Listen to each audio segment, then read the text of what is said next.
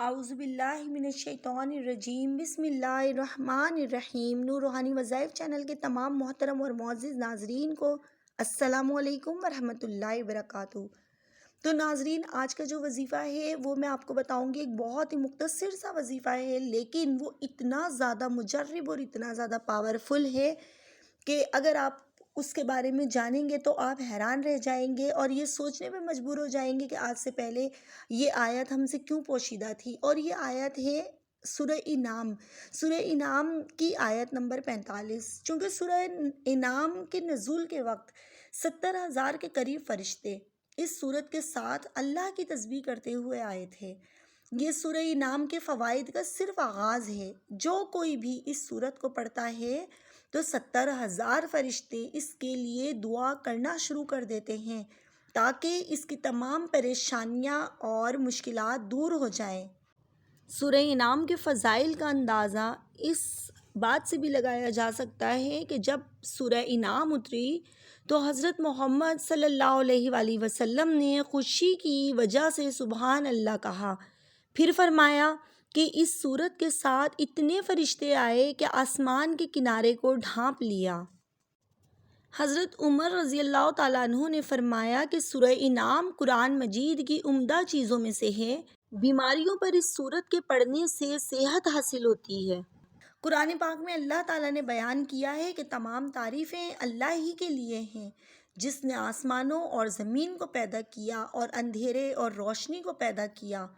پھر بھی کافر اپنے رب کے برابر جھوٹے معبودوں کو ٹھہراتے ہیں، کیونکہ اس کی تصدیق ہمارے حضور اکرم صلی اللہ علیہ وآلہ وسلم کی احادیث سے ہوتی ہے کہ جو بیان کرتے ہیں کہ جو شخص اس سورت کی تلاوت کرے گا، اس کے نزول کے وقت اس کے ساتھ آنے والے 70,000 فرشتے اللہ کی تسبیح کرتے ہوئے اس کی مغفرت کی دعا کریں گے۔ سبحان اللہ۔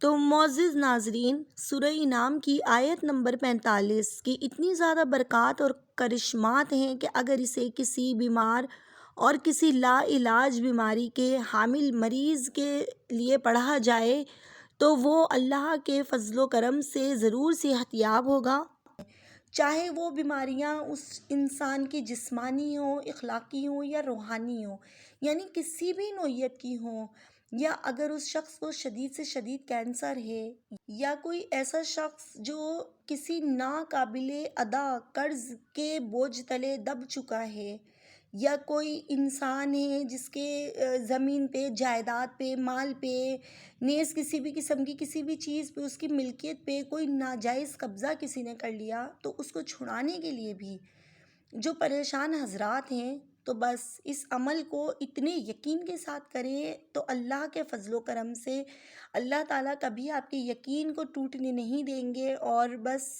آپ یہ عمل کریں اور پھر اس کے کرشمات اور برکات اور اس کے کمالات آپ خود دیکھیں گے۔ تو اب اس کے طریقے عمل کی طرف چلتے ہیں۔ اس کا طریقہ یہ ہے کہ اس عمل کی تعداد مختلف ہے، 41، 313، 786 بار، یا ہر نماز کے بعد 101 مرتبہ اول و آخر 7 مرتبہ درود شریف اللہم صلی علی محمد کما تحب و ترضی کے ساتھ پابندی سے پڑھیں۔ اس کے علاوہ بھرپور فائدے کے لیے دن بھر کھلا بھی پڑھ سکتے ہیں۔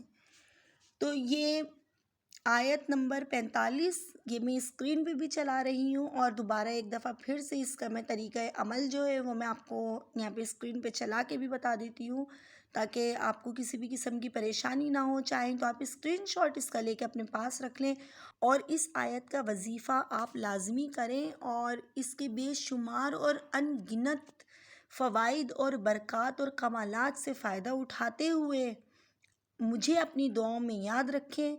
اور اگر آپ کو ویڈیو پسند آئے تو ویڈیو کو لائک کر کے چینل کو ضرور سبسکرائب کر دیجئے گا، اور ہاں بیل کا آئیکن ضرور دبا دیں، تو اس سے میری آنے والی ویڈیوز کے تمام نوٹیفیکیشن آپ کو بر وقت ملتے رہیں گے۔ اور سبسکرائب کرنے سے اسی طرح کی ویڈیوز میں آپ کے لیے لے کے آتی ہوں جو بہت ہی زیادہ مجرب اور آزمودہ عملیات ہوتے ہیں۔